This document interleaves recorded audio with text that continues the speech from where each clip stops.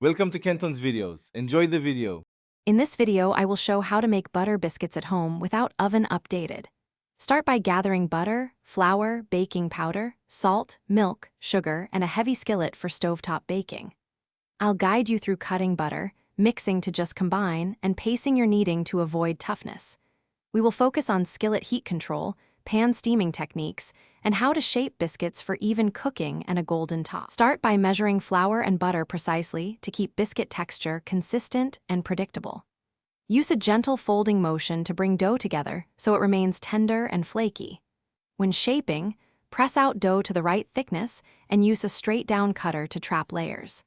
I'll describe spacing on the skillet, handling sticky bits, and a simple check to know when biscuits are perfectly done without an oven. Managing skillet temperature is the key to successful stovetop biscuits, so start medium and lower the heat once you add dough.